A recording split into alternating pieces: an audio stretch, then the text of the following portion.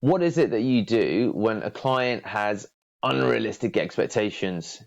Hi guys, my name is Deepak Shukla, founder at the Pearl Lemon Group. We're a business growth and development agency based in the UK, USA, as well as serving clients worldwide.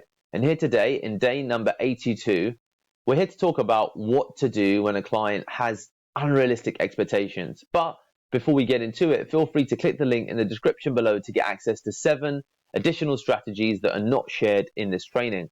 And please do comment, like, and subscribe if you've, please do subscribe actually, if you've been enjoying these videos and you feel that you're getting value from it.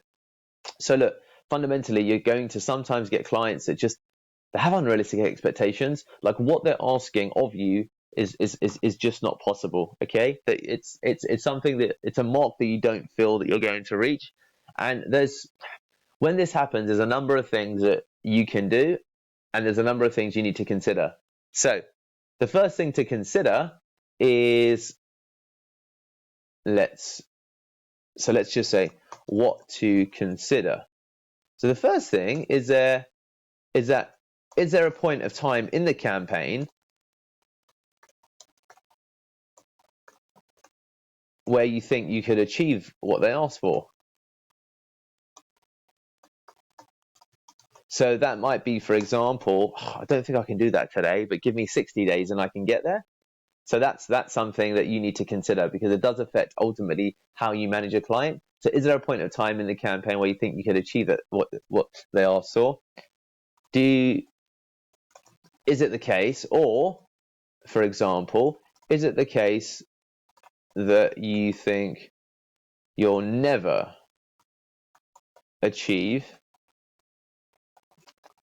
what they asked for? Or is it the case that it's a gamble, so meaning that it could be 50-50 or 60-40 or whatever it might be? And the other thing is, how patient is the client? So these are the 4 things to consider that feed into what exactly you should do when a client does have unrealistic expectations. You know, do you think you could achieve what they asked for, but just a little bit later down the line? Do you just think that there's no hope in hell that you'll ever achieve what they asked for? Is it a punt? Is it like, maybe we will, maybe we won't? And then how patient is the client in terms of being able to wait for a result? So these are the things that you should consider when a client has unrealistic expectations. Okay. Now, if there's a point of time in the campaign where you think that you could achieve what they asked for, then it's a case of realigning their unrealistic expectations with a bit more of a realistic timeline. So that's, and again, you need to consider, and I should have written this in, but I didn't, like, is revenue, education,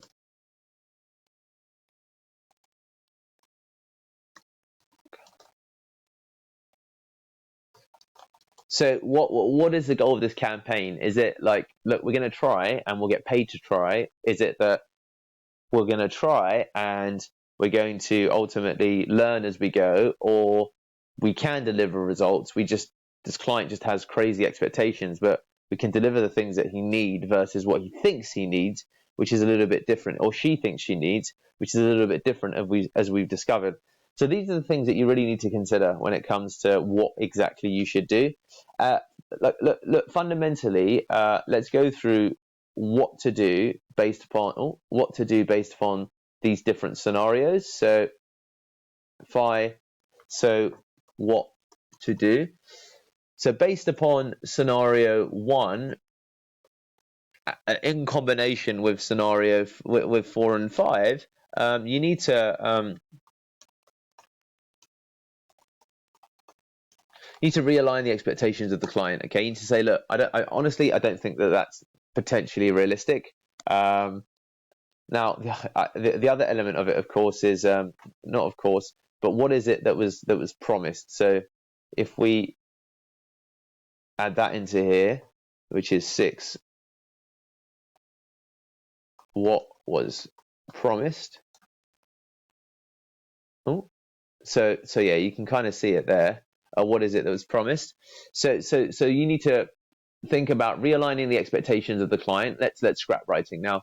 So look, based upon what's happening, if you think you can achieve it a month later, just say, look, Frank, we're going to need a little bit more time, I think, in all honesty, having reviewed the campaign and seeing with a bit more detail what the challenges are. I just think we need like more time, and that's something that a ploy that you can take. When you don't think you'll ever achieve what they ask for, there's a real question as to like, what do we do here? And that's something that, ideally you shouldn't be taking on the campaign at all, but there's lots of scenarios for which, for example, the sales rep who closed the deal, maybe they thought you could deliver, and maybe you only discover that you'll never achieve it 2 or 3 weeks into the campaign. And what is it that you think you'll do? But if you think you can never achieve what they asked for, then stopping the campaign or potentially offering a refund is something you should consider. But if you do feel that, education and there's some slight or small outcome you can achieve it, then maybe that's the path that you take, especially if it's just generally hard anyway and the client hasn't had much luck in general with other providers. So it will be part education. So you can really just say, you know what, we're going to give it our best shot. This is what we're aiming for. We think we can get there because we believe in ourselves. So let's give it a go. And then it's a case of education and finding out kind of what happens as you go along. If there becomes any challenges with, well, this is what we were promised, and again, there's no way. When there's a big gap between what was promised and what can be delivered, you need to realign the expectations of the client. You need to be apologetic about what was promised, and you then need to understand if the client wishes to continue. Or you need to shoot for the unrealistic expectations or find some level of happy medium and then see if the client is happy to continue with that. If, for example, it's just wildly out there, then, potentially a partial refund might be on their hands. But fundamentally, you need to just do your best in all circumstances. You need to see if you can adjust the deliverables. You need to realign the expectations of the client.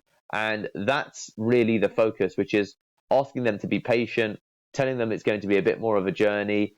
And when they say, well, your sales rep promised this could happen in 2 weeks, and you need to then caveat it and say, yeah, a lot of times it can happen within 2 weeks. And on the basis of what happened when, for example, Eon or Wayne closed the deal, these things made sense. So nothing was untoward about what happened, but some of these things you only discover in real time because Eon isn't the person, of course, who's dealing with the direct minutiae of the campaign. And this wouldn't have even been discovered by myself up front.